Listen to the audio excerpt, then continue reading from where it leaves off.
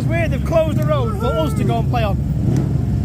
It just feels fucking weird. mega though, isn't it? Strange feeling. I think you're walking around in the middle of the road expecting there to be a car coming. That's one thing I do find weird at a lot of the track is when you've got to use all of the wrong side of the road. It feels weird when it's a blind right and you've got to commit to hitting the apex on the inside. It feels wrong, you're almost waiting for something. Ooh, something's coming. Yeah, weird.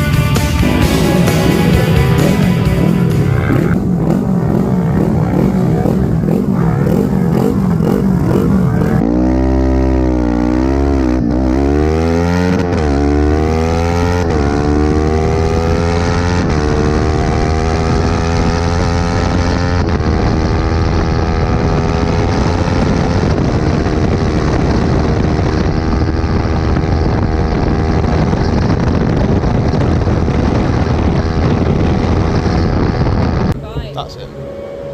That one.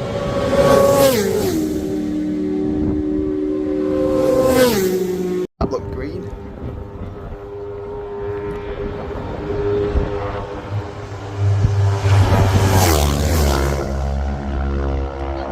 Yeah.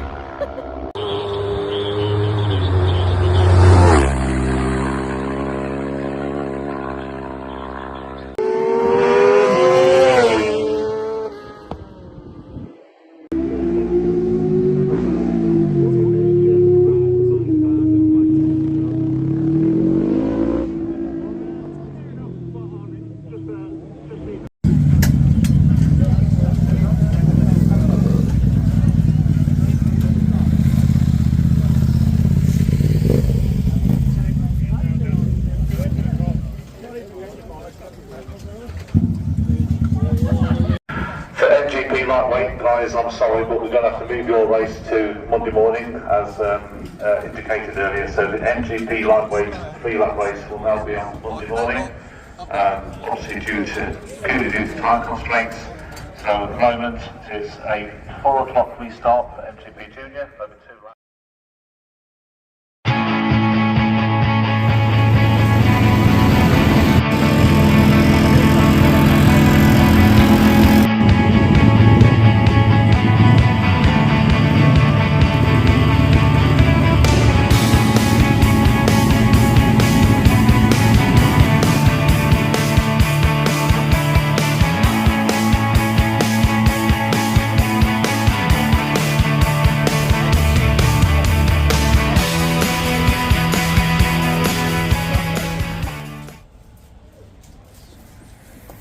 Saturday, not Friday.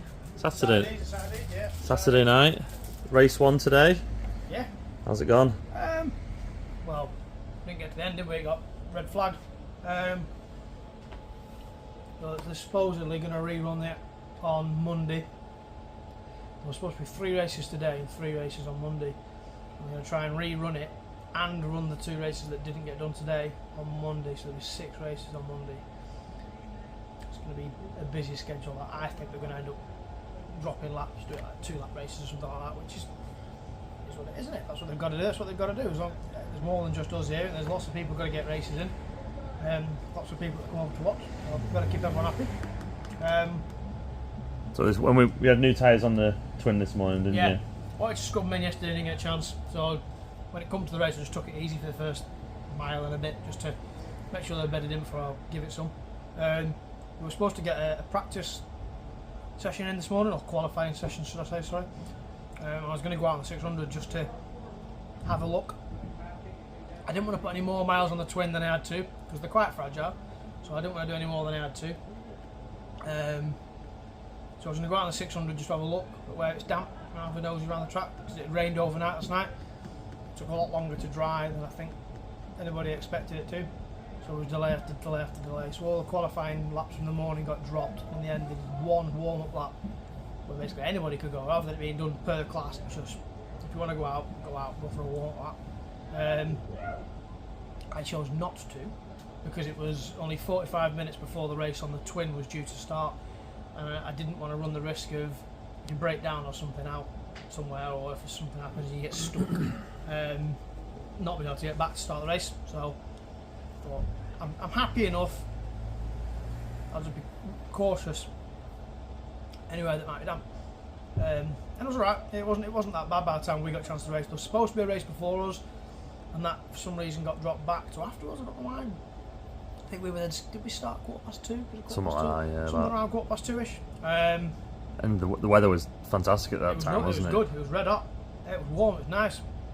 Still windy up on the top of the mountain, but not too bad down this sort of, I call it sea level. It's not sea level, but down at this ground here. So in terms of actual race, then, what? It was alright. I was happy. Nerves? No. What did it feel like getting that tap on the shoulder? I don't know. I wasn't paying attention. I was watching the man with the flag. All right. Honestly, I don't. Pops a little wheelie as well. Loads of people buzz off the top of the shoulder thing, don't they? I don't care. I'm not bothered about that. I suppose it's supposed to be like traditional stuff, isn't it? Where it's just a geezer stood That's all there. he's doing. He's watching the flag anyway, isn't he? It's just a geezer stood there to me. Yeah, I'm not paying attention to it. I'm watching the flag. As soon as that flag went, away I went. Little wheelie. It did a wheelie a bit, yeah. I think first and second gear, I think it does. It launched really well, actually. It launched well, and as I got the clutch all the way out and then rolled fully in first, so I was right the way through first. It come right up. As I changed to second, it come back down, and then it wheeled again through second. Got a flat run all the way down, bro. So I was happy. Again, being cautious for new tyres though, so I made a point to give it a little bit of a gentle lean as I went in. Was cautious around Quarter Bridge, but made a point of trying to make sure I did get it lent most of the way over, but turned in gradually, and again easy on the throttle. Did you Got catch hard it? on the brakes into Braddon. I'm not actually. Have you actually? Did you pass anybody on the road in the race? Yes. I'm trying to say. So I went round Braddon, same again, just scrubbed it in, got going, and away we went. And then by the time I come out of Union Mills, I could see someone ahead. A fella called Craig. I can't remember what he said. I'm sure he said his surname was Howley, I think. I'm useless with names. I was chatting to him on the start line, and I said I'd forget his name. I could see myself closing in all the way through the fast section, through up towards Grieber and whatnot, and just bringing it closer and closer and closer. And I caught him. I was on his back wheel as we went into the sort of Glen Ellen, Laurel Bank section. He's the fellow on the other green bike, wasn't he? Yes, yeah. And I caught him. He heard me. I spoke to him afterwards. He heard me as we went into into Glen Ellen where the wet bit is.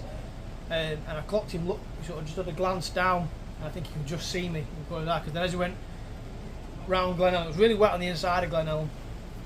So we both stayed, even though it's the wrong line, because it's not the racing line, stayed on the wrong side of the road, on the right side of the road, on the new tarmac, because it's dry. That's it's dry. The inside, because it's banked, it all comes up from the centre line where it's soaking through the tarmac, and then it runs across the inside of the track. So we both stayed out wide, and he moved right over to the left and put his right foot out.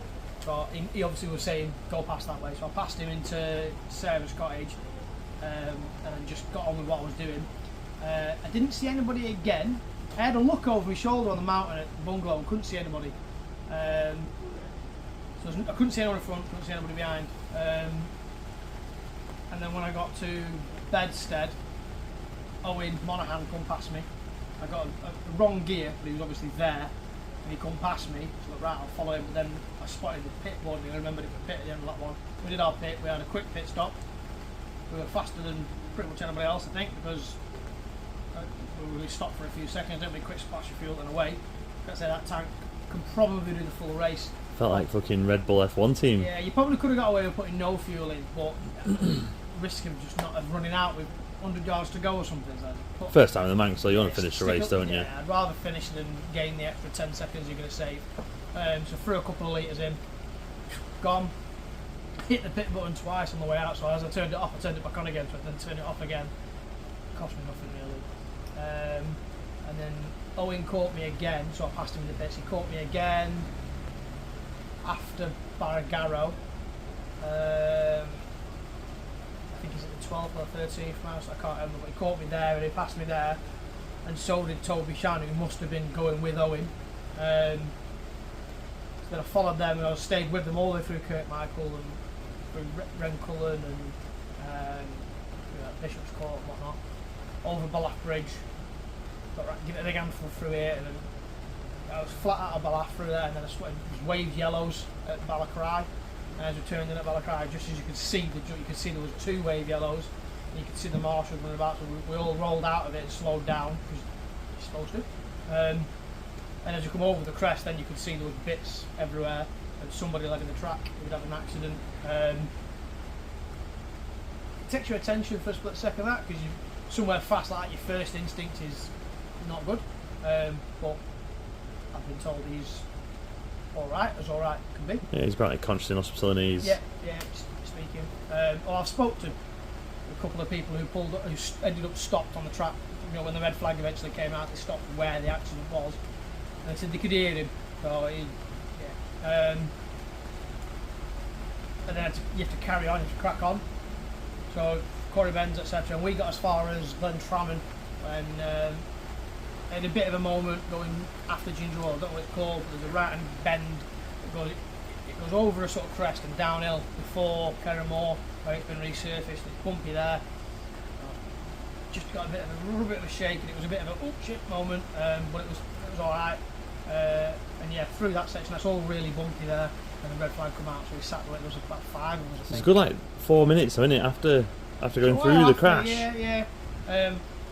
I think, like I say, they'll be trying to clear I think it's probably a combination of trying to clear the road and the air ambulances, because as far as I'm aware, both air ambulances were out at the same time, and I think then it's a case of if there's no air ambulances available, you say to stop, but don't quote me on that, you could be wrong. But yeah, so they red flagged it, and then we had to wait for a further instruction. The next thing, the travelling marshal came, like a pack of wolves, so one at the front, one at the back, gathering the riders around the course and escorting them all back to the grandstand, the correct way around the course this time. It feels so much more normal going the right way. It feels wrong going the wrong way around. So yeah, and then come back round and scheduled to restart at 4. And then there was a rain shower coming, wasn't there, on the other side of the island, and they were waiting for it to hit to see if it rained or if it passed, or and it did, it rained. So it's a good job they didn't start the race, because it just got rained off. And we waited and waited and waited, and the track just wasn't drying fast enough. And I think they said it was wet on the top. I think I couldn't hear the time, but I think they said it was wet on top of the mountain. It was not drying, so we cancelled it there and then. No more racing for the day. By which time I'd say it was already 5:30 by this point. And yeah, the plan is to run all 6 races on Monday. How they're going to manage that, I don't know. But that's why they're doing it and I'm not. A long old day on Monday. It's supposed to rain tomorrow, so there's nothing they can put on tomorrow. I don't think they were given the, what's it called, the C word that I've forgotten, contingency. I don't think they were given the contingency for Sunday, but yeah, it's not due to be good weather anyway. So Monday, we'll see what happens when we get a schedule. And 2 races Monday. Essentially, yeah, 6 in total, 2 for me. I reckon they'll get short.